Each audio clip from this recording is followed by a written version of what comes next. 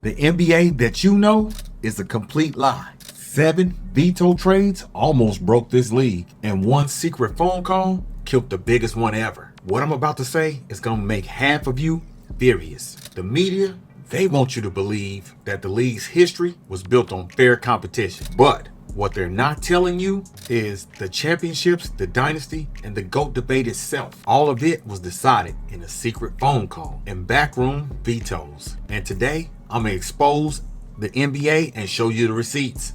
And the man behind that final phone call, he's classified until the end of this video. In 2011, a deal was done. Chris Paul to the Lakers to pair with Kobe Bryant. Paul Gasol to the Rockets, Lamar Odom to the Hornets. It was a wrap.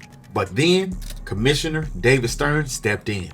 Stern owned the Hornets at the time, and after billionaire owners like Dan Gilbert literally cried in his inbox about it being unfair, Stern vetoed the trade for, quote, basketball reasons. The fallout, CP3 goes to the Clippers, launching Lob City. Then the Hornets tank, and then they get rewarded with Anthony Davis. If Stern doesn't pull rank, Kobe probably ties Jordan with 6 rings, period. But that wasn't even the first time that league history got decided behind closed doors. The super team that predated Miami by a full decade? Let's look at the receipts from the year 2000. Tim Duncan was a free agent, and he was inches away from signing with the Orlando Magic to join Grant Hill and Tracy McGrady. Duncan himself admitted it was basically a done deal until Doc Rivers supposedly would not let his family get on the plane. Find me a weakness on Duncan, T-Mac, and the Grant Hill roster. You can't. If Duncan leaves San Antonio,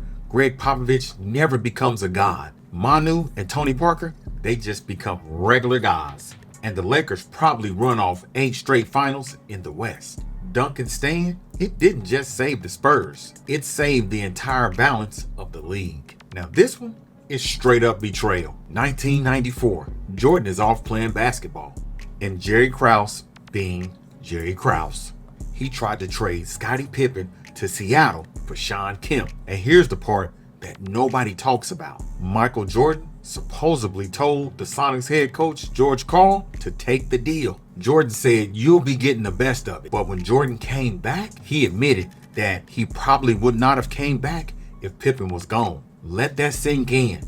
No Pippen means no comeback. No comeback means no second three-peat. The greatest dynasty in basketball history dies at 3 rings because of one front office that thankfully never got finished. But everything you just heard so far, that's nothing. Because in 2007, one franchise signed off, done, and he personally picked up the phone and killed it. We're almost there. Game 6, 2016 Western Conference Finals. The Thunder are up 7 with under 6 minutes left. KD and Russ is about to bury a 73-win Warriors team. Then Klay Thompson goes supernova. 41 points and 19 in the 4th quarter alone. The Warriors steal Game 6 and win Game 7. And that summer, KD commits the ultimate villain move. He joined the exact same team that just ripped his heart out. Now think about this. If Klay missed just 2 of those shots, KD stays in OKC. The Warriors never become a nuclear weapon, and LeBron James might be sitting on 3 straight rings in Cleveland. One shooter's heat check rewrote an entire decade. In 2008, the Chicago Bulls won the draft lottery. And what did they immediately try to do? Package that number 1 pick, the pick that became Derrick Rose, to trade for Dwayne Wade. Imagine Wade in his prime in his hometown. But it gets even crazier, because in 2010, the Bulls were reportedly one Luau Deng trade away from signing Wade, LeBron, and Bosh, all 3.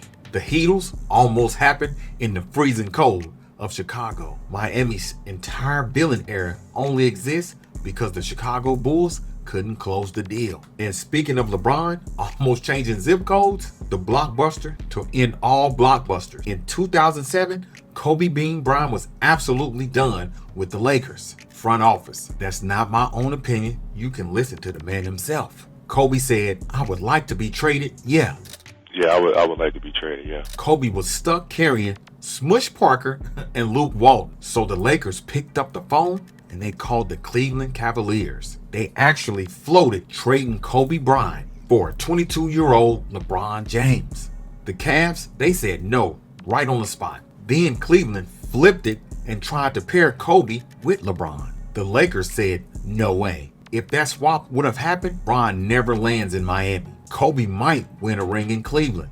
And the GOAT debate gets rewritten overnight.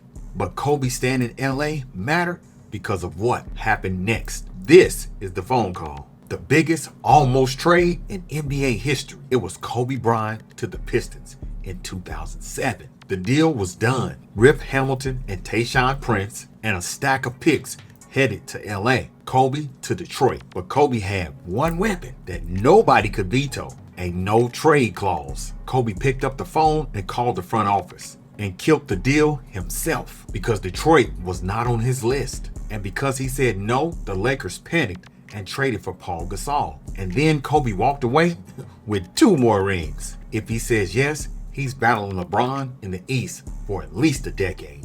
And the Lakers might still be rebuilding. The NBA that you know only exists because of one phone call. But I need to hear from you. Do you think Kobe made the right call? Or does he win more rings in Detroit next to that defense? And which one of these veto trades breaks the league the hardest? Drop your answers in the comment for me right now. If this video changed how you see NBA history, smash that like button for your boy. Subscribe to the channel because next week I'm exposing another secret the league hope you forgot. I'll see you on the next one. Holla at your boy. Peace. I'm out.